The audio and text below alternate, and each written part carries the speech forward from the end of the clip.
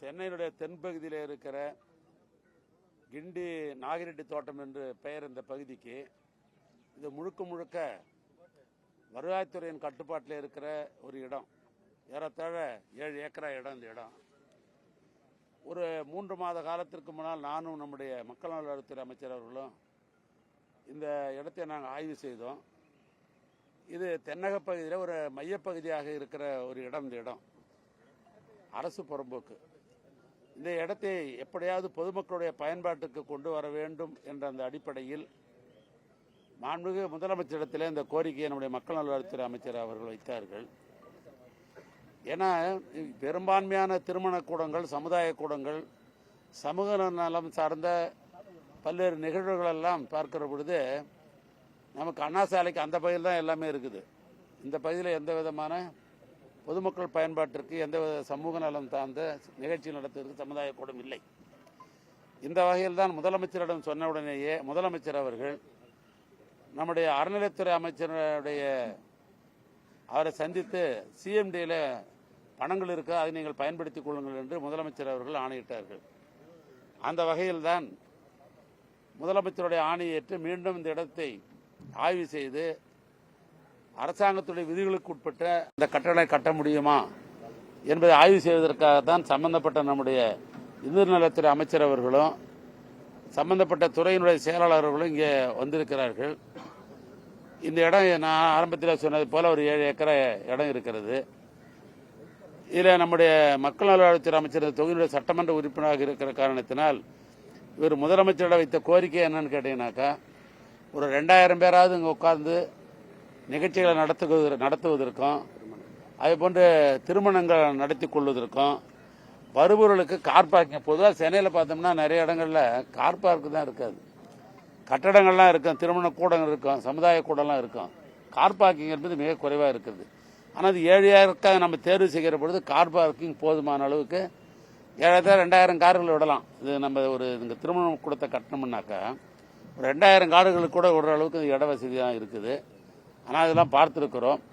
இதுக்கு பின்னால் திட்ட மதிப்பீடுலாம் தயார் செய்யப்பட்டு நம்முடைய அறநிலையத்துறை அமைச்சர் அவர்கள் எஸ்ஐவின் பேரில் பொதுப்பணித்துறையின் சார்பாக அந்த கட்டடத்தை சிறப்பாக கட்டி அவர்களுக்கு கொடுக்கலாம் நாங்கள் முடிவு பண்ணியிருக்கிறோம்.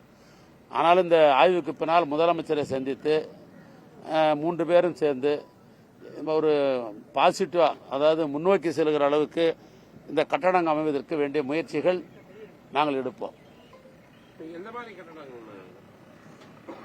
அதாவது திருமண கூடங்கள் பொதுவாக நம்ம ஊரில் சமூக சார்ந்த சமுதாய கூடம்னு சொன்னாலும் கூட பெரும்பான்மையாக பயன்படுத்துவது திருமண கூடத்தை தான் அதிகமாக பயன்படுத்துவாங்க. ஒரு வருஷத்துக்கு போனால் ஏறத்தாழ எனக்கு தெரிஞ்சு ஆவரேஜ் 65 திருமண நாட்கள் இருக்குது. சாதாரணமாக ஆன்மீக திருமணம் செய்கிறவங்களா இருந்தாக்கா, எங்களை போன்ற பகுத்தறிவு திருமணம் செய்கிறவங்களுக்கு கால நேரமே கிடையாது. எப்போனாலும் எப்போ தலைவர்கள்லாம் தேதி தருவாங்களோ அப்போல்லாம் இல்லை நீங்கள் தேதி கொடுத்தா கூட சொல்கிறேன். தேதி கொடுத்தோம்னாக்கா நாம் திருமணம் செய்கிறோம். பொதுவாக என்னன்னு கேட்டால் இந்த தென்பகுதியில் சைதாப்பேட்டை பகுதி என்பது ஒரு புகழ்பெற்ற தொகுதி. சைதாப்பேட்டைன்றது ஏன்னா எங்கள் தலைவர் கலைஞரை நின்ற தொகுதி, வெற்றி பெற்ற தொகுதி. ஆனால் இந்த பகுதியில் இருக்கிற மக்கள் எல்லாமே தாம்பரத்திலிருந்து ஆரம்பித்து இந்த பகுதியில் இருக்கிறவங்கெல்லாம் இங்கே திருமணம் செய்து கொள்வதற்கு அல்லது பல்வேறு பொது நிகழ்ச்சிகள் நடத்தி கொள்வதற்கு இது ஒரு வாய்ப்பாக அமையும். இன்னொன்று கேட்டாக இது கட்டி முடிச்சோடனே சிறப்பான இடமாக இது அமையும். தமிழ்நாட்டில் இது ஒரு புது முயற்சியா? எவ்வளவு பட்ஜெட், இல்லை வாடகை எந்த அளவு? இல்லை இப்பதான் இடத்தை ஆய்வு செய்திருக்கிறோம். இதுக்கு உரிய நிதிகளை நம்முடைய சிஎம்டிஏல இருந்து அமைச்சர் அவர்கள் கொடுக்க இருக்கிறார். இதுக்கு பின்னால் தான் பொதுப்பணித்துறையின் சார்பாக பொறியாளர்கள்லாம் அனுப்பி திட்ட மதிப்பெல்லாம் தயார் செய்து எவ்வளவு பேர் உட்காரலாம். ஏன்னா உங்களுக்கு இப்பெல்லாம் இன்டீரியர்லாம் எப்படின்னா நம்முடைய மனதுக்கு தகுந்த மாதிரி இன்டீரியர் பண்ணிக்கலாம். நம்ம சாதாரண நாற்காலியும் போட்டலாம், குஷன் நாற்காலியும் போடலாம். அதனால திட்ட மதிப்பெல்லாம் இதுக்கு பின்னால் தான் தயார் செய்யப்படும். ஒரு 200 பேர் 2000 பேர் உட்கார அளவுக்கு அந்த திருமண கூடம் அமைவதற்கு வாய்ப்பு இருக்கிறது.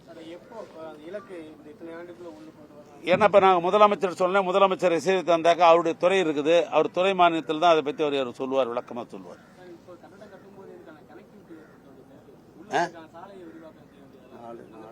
இல்ல இந்த இடத்துல இருந்து 4 பகுதிக்கு போகலாம். இங்க இருந்து 4 பகுதிக்கு போற அளவுக்கு ஏற்கனவே சாலைகள் அமைந்திருக்கிறது.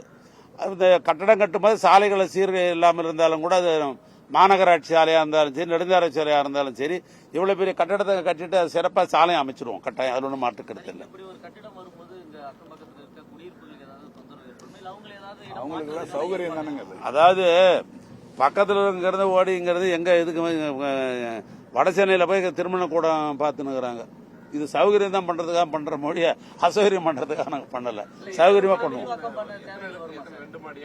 இல்ல அப்போதான் நம்ம டிசைனுக்கு பின்னால் தான் சொல்ல முடியும் 1 மாடியா 2 மாடியான்றதுலாம். ஆனா 2000 பேர் உட்கார அளவுக்கு ஒரு நாங்கள் கூடம் கட்டுறோம்னு சொன்னா அதுக்கு வேண்டிய அத்தனை வசதிகளையும் செய்வோம். அது உணவு கூடமாக இருந்தாலும் சரி, அல்லது இதே கூட சிறு சிறு நிகழ்ச்சி நடத்துறது கூட சரி பார்ட்டிஷன் பண்ண முடியுமா, பெரிய நிகழ்ச்சி பண்ண முடியுமா அப்படின்னு டிசைன் பண்ண ஏற்பாடு தான் சொல்ல முடியும். குறிப்பாக ஒரு 2000 கார் விடலாம், 2000 பேர் இருக்கை அமர்த்தலாம். அதுக்கு வேண்டிய பணிகள் என்னவோ அதெல்லாம் செய்யலாம்.